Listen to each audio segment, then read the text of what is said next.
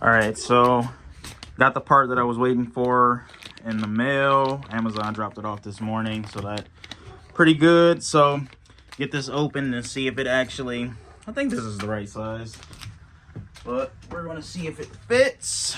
So let me put this camera down really quick. All right, so this fits pretty good. It's nice and tight. This is basically just a 5/16 fuel rail quick disconnect that goes to a -6AN feed port. So for this test, I will actually be using my YZ fuel tank and fuel regulator because that stuff is already set up for this base pressure. And plus I need a way to power it because the fuel pump connector on this is kind of like proprietary to this fuel pump sending unit, which is really weird. I don't know, I might just actually check the Ducati harness and see if maybe I can get lucky and see if it has a similar plug somewhere on the harness that I could rob off of it. But yeah, let me get all that stuff set up, and then once that's set up, I'm gonna actually go over to the laptop and try to plug in these numbers for what a reputable source. Shout out to R2 Hanala for giving me as a good reference for what they think that this engine might, you know, at least idle on. So yeah, let me do all that, and then I'm gonna shoot back out here and yeah, go from there. All right, so I got lucky. Had to grab some tools, and I am actually reusing some of these lines from my YZ to hook this stuff up. But I basically had an extra fuel regulator laying around. Actually used this on my YZ at some point, but I was just being bougie and I wanted to change the I basically wanted to get another one, and I wanted the anodizing, which is this blue part right here, to match the hub on my wheels. So I got a gold one now, and this one just basically went on the shelf.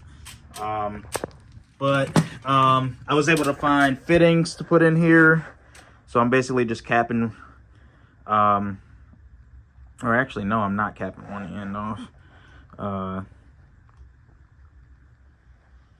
So I did get lucky, and I went and looked at the Ducati, the stock Ducati Panigale wiring harness, and I was actually able to find the exact connector that I needed for my fuel pump, which is right there, that connector. Sorry, I'm trying to focus with my mouth.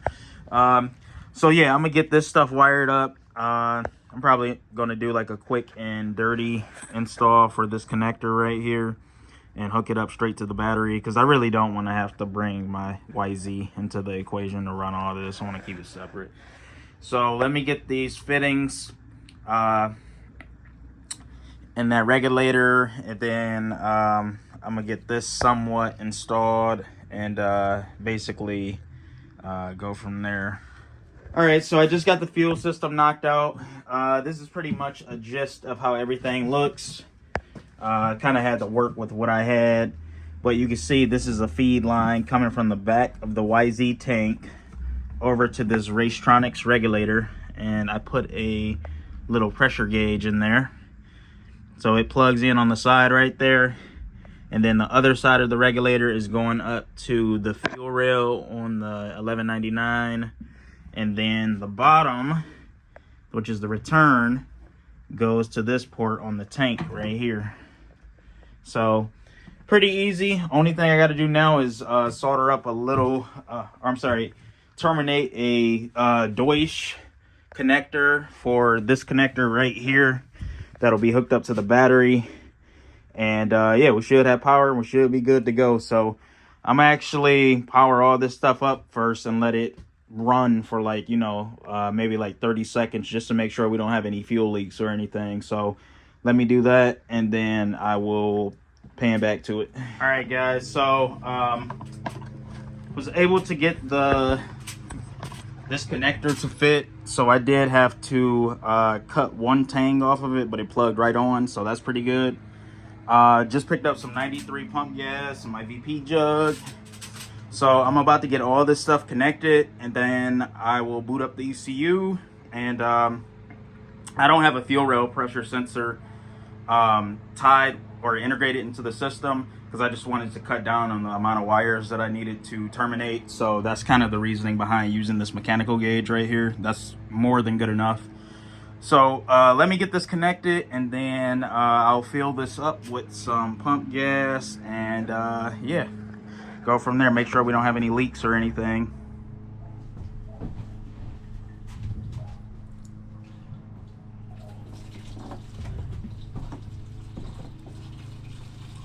So I'm gonna fill this up because I don't want to run this fuel pump dry.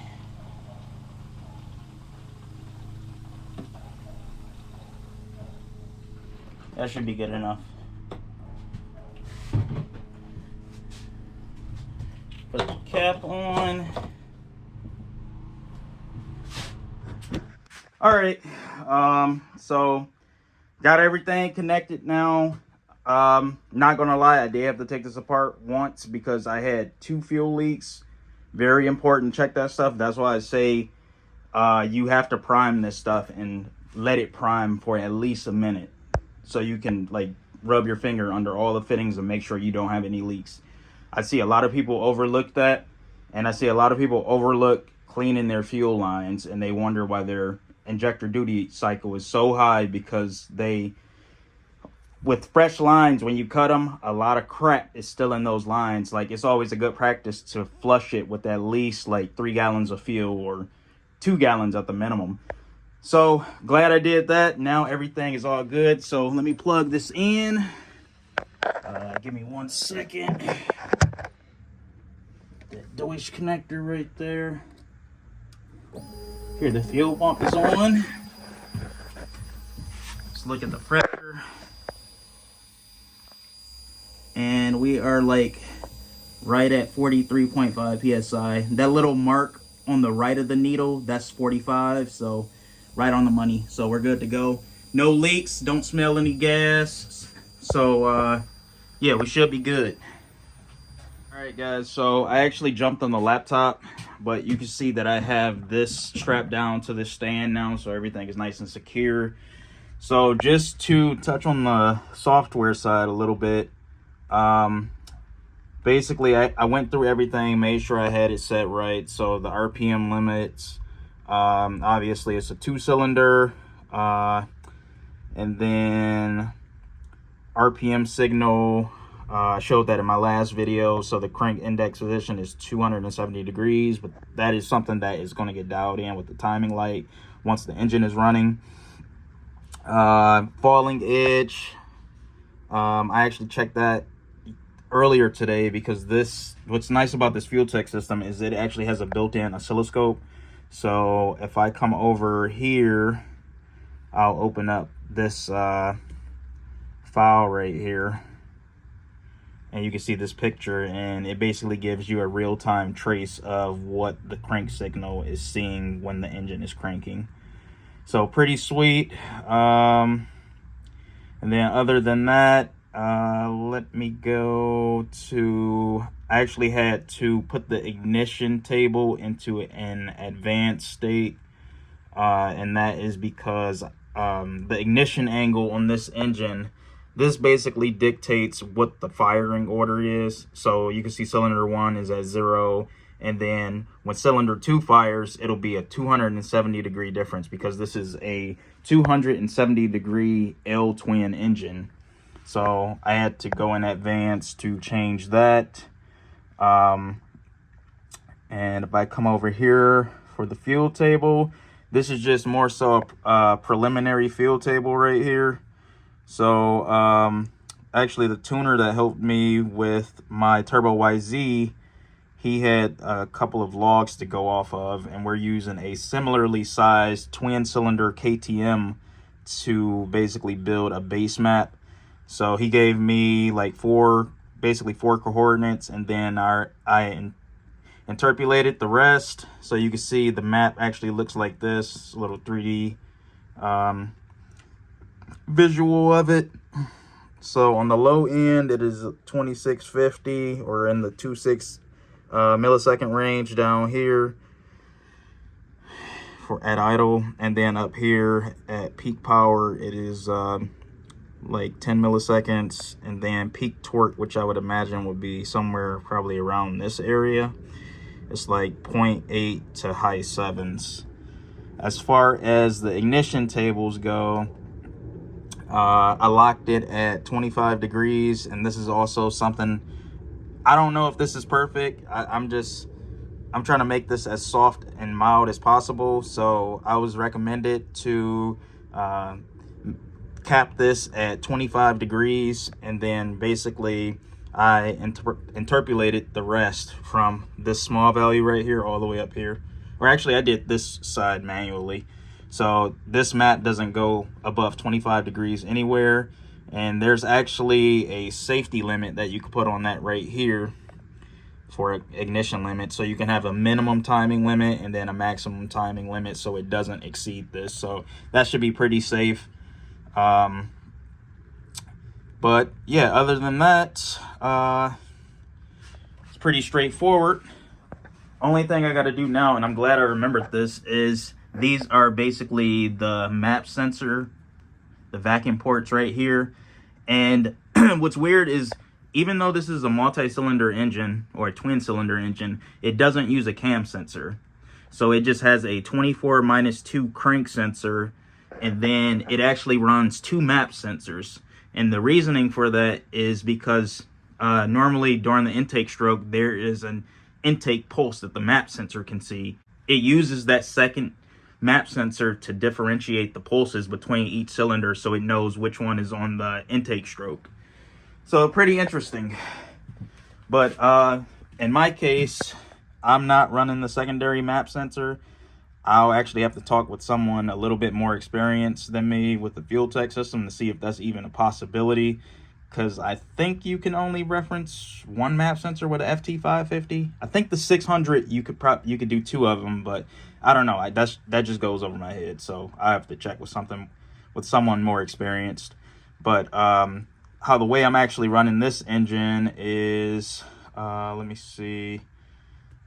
This is in semi-sequential, so it basically, for every rotation of the crank, when it sees 270 degrees, it's going to fire the spark and injector on both cylinders. And some people told me that might not be as big of a deal. It really depends on engine. So I'm going to just run it like this and see how it runs, because a lot of people do run their stuff like this. Because a lot of these bike engines, a lot of them don't have cam sensors. Worst case scenario, I could tap the valve cover and put like a little magnet on the cam lobe, but I really don't want to do that, because most times these covers are magnesium and you really can't weld to them, and it's a complete pain in the ass to do something like that. So I'm gonna see if I can get away with just running it in semi-sequential and basically go from there. But yeah, I need to basically tie in the map sensor off the back of the Fueltech, because this has an internal map sensor. You can see that little nipple right there, which is nice. And then there are also 2 more ports on this side on each runner that I have to tie together so I don't have a vacuum leak. So let me do that, and yeah, and then we should be good to go. So hopefully we can get somewhere with this, with these base settings that I have. So we'll see. All right, so this is the first start attempt. Plug the fuel pump in. All right, so slight detour, guys. Luckily, I was able to get this Grom engine sold today, so this significantly offset the cost of the Panigale $11.99 swap. So yeah, that actually worked out pretty good. I am awaiting a message from a gentleman over on the Ducati forum, or the Ducati Facebook group, to actually send me over a few key data points for the $11.99 tune that I could just plug into the Fueltech. So I'm just waiting on that, because as you saw, or I guess the 10 seconds of what you saw, my GoPro actually died when I was trying to start it. But the most I could get is some fire out of the tailpipe. So I actually got to check timing and see if everything is within spec to where I put it. So I'm gonna get this all buttoned up and shipped out, and then I'm gonna jump back over to the 1199 engine. But yeah, I can't complain. Made like 1,100 bucks off this Grom engine, so that's a pretty good deal. I hooked the dude up with a pretty good deal as well, because I basically gave him everything to make this a turnkey setup for his quad. So shout out to Dusty, and I hope you like the message I left on the cooler. All right, guys, so I'm just using a Noonan laptop holder here, but luckily I was actually able to get the Woolwich Ducati Panigale 1199 files from a pretty good contact over at the Panigale forums. So I want to give a shout out to Jerry for getting this stuff to me, because this helped greatly. So you can see this is the fuel map. I actually didn't end up using this because there are two fuel map tables, because there's a sort of a blend going on between these two. So this is the that is the TPS fuel table, and then no, I'm sorry, this is the TPS fuel table right here, and this is the map sensor fuel table, and then they kind of like blend between the two. So I really haven't had a chance to actually figure out how I'm going to integrate this into the Fueltech. I think I might just kind of take the approach to basically try to figure it out by trial and error versus use this, because I feel like this might be a little complicated to try to use this fuel map. But I did use this ignition map right here, and if I pull up Fueltech, to go to the ignition tables, you can kind of see I built a fuel map based off of the ignition map that Jerry gave me. It's not perfect, and the map that he gave me is actually a little bit more aggressive than this, so I softened this up quite a bit just to be on the safe side. But yeah, so this actually helped out a lot. So I'm gonna actually try this again. So let me plug in the fuel pump. I just added 20% of fuel in the idle area.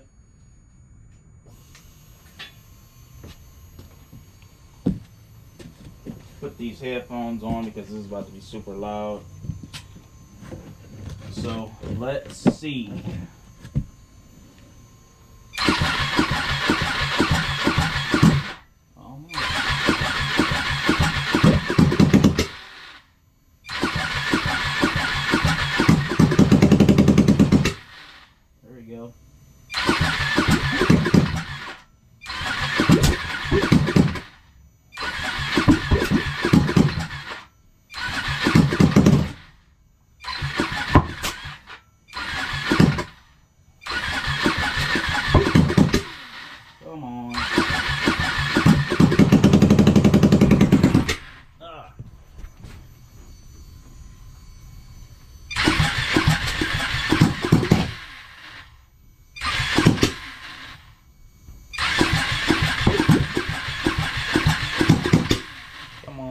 Get it.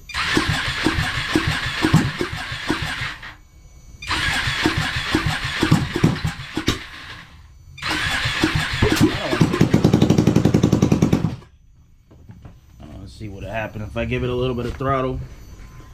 But I think I got that crank angle table right, because even though it does run for a few seconds and it dies, the time before it actually ran more. But yeah, I mean, it sounds pretty good for this tune right here. It's probably not as close as it could be, definitely, but this is promising. This is promising. Actually getting to hear this thing put some heat in the cylinders for the first time.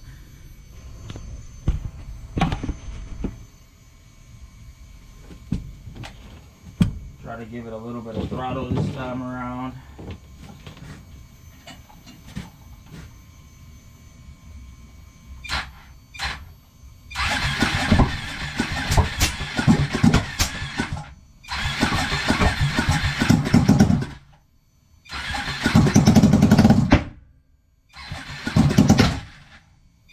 definitely helping.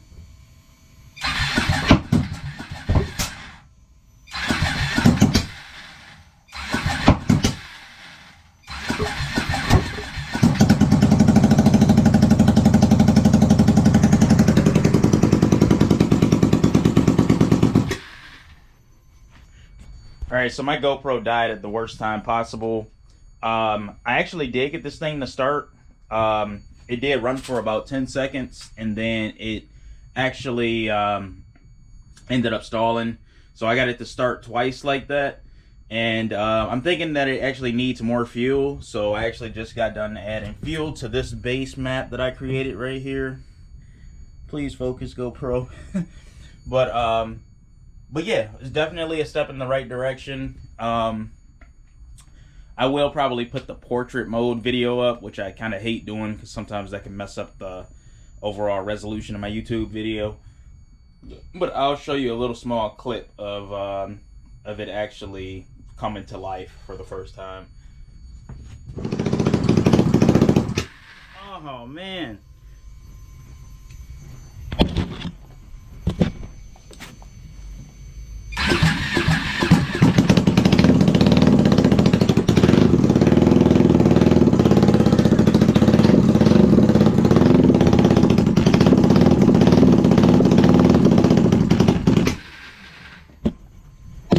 Throttle is definitely helping. Maybe I should kick up the actual percentage, the drive-by-wire throttle percentage opening to get the thing to idle. So, alright, so as you guys saw, I was actually able to get this thing to run a few times. So I'm feeling a lot better about the project now. Has me some pretty high spirits. Actually hearing this thing and seeing it put some heat into the cylinders. So that was the overall goal with that. But if I bring up the log right here, and something that I also found pretty funny, this thing makes a bunch of oil pressure. And that is a good sensor too, because it's a pull-off sensor off of my YZ. So it's a known good sensor. So this thing is actually making some really good friggin' oil pressure. Almost probably too much. But you can see this is a log here. I think it got up to like 1600 RPM. Yeah, like 1600 RPM right here. And then, let's see, right here, I was actually able to give it some throttle. Didn't really feel it break up crazy.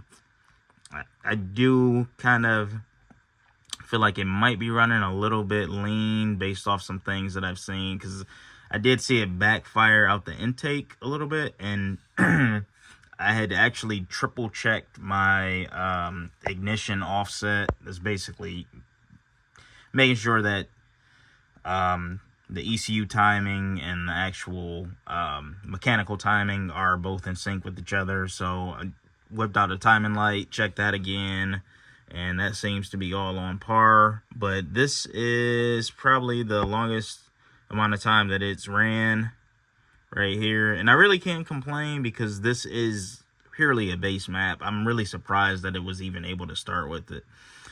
So I'll probably throw like 20% more fuel at it tomorrow and see if I can get it to run for longer, because I do want to get it to the point to where I could just basically not not have to modulate the throttle at all. But yeah, it's pretty promising. And I'll probably save this for a third follow-up video. But I have been doing this in the background. You can see I got a radiator set up on the ground. This is something that was actually intended for my S10 setup, but I actually decided that I'm doing something a little bit more custom for that. So I had this radiator just, sitting off to the side. And I kind of want to do some more extended testing with the engine. I want to get it to the point to where it'll just, I want to get it to like optimum coolant temperature and let it run for a long duration. So up to this point, I've just pretty much had oil in the engine. I don't have a coolant system connected yet. With this setup, you can see I'm actually using some -16 lines, so this will hook straight to both of the ports on the thermostat housing. And then I actually took it upon myself to tap one of these dash 16 fittings with the tap that is associated with the GM coolant sensor. So up to this point, I actually haven't been running a coolant sensor, and coincidentally, this actually plays a huge part in fueling. So for that very reason, if I come back over here to the Fueltech, I actually zeroed out those tables. So right here, you can see it says engine temperature compensation. So normally this would usually be like 20 or 30%, because you typically need more fueling when it's colder out, especially like on the E85 setup. Really gas too, but zeroed all that out because I didn't want to chase my tail with that. I actually fought that issue a lot on my YZ because those coolant systems on bikes are a lot more efficient, especially dirt bikes. So you know, the thing could be at 190 degrees just idling in a driveway. As soon as you pull off and go like 8th mile up the street, that it'll cool off all the way to like 120 degrees on, like, you know, a nice fall day. So it was getting to the point to where it was dipping down into areas where fueling compensation was adding fuel based off engine temperature. So made sure to zero all that stuff out because this is just kind of, you know, more so of a static test. But yeah, so next video I'll have this integrated, and then I'll try to chip away at the tune more to, you know, make it run a little bit better. I mean, as far as progress though, I'm pretty happy with where I'm at with it right now, so can only get better from here. And I figured I'd just, you know, chip away at this stuff in the meantime until I get my new extended swing arm for it, because that is a big piece of the puzzle to go any further. So definitely stay on the lookout. I'll have more videos on this, and then definitely on the YZ. I actually just got a few calls this week. I'm about to have a lot more parts back in hand for it, so that could probably start going together pretty soon. And yeah, just definitely stay on the lookout. Please comment, like, and subscribe. I don't care what you comment, just as long as you comment. And yeah, and then stay on the lookout for merch too, because I'm actually finalizing the design for that, and I'll have some merch for you guys that have been you know, curious about that, because I know a lot of people have been asking. But until next time, guys, yeah, just you know, stay in tune with the build, and then hopefully have this thing out running pretty soon. But yeah, peace.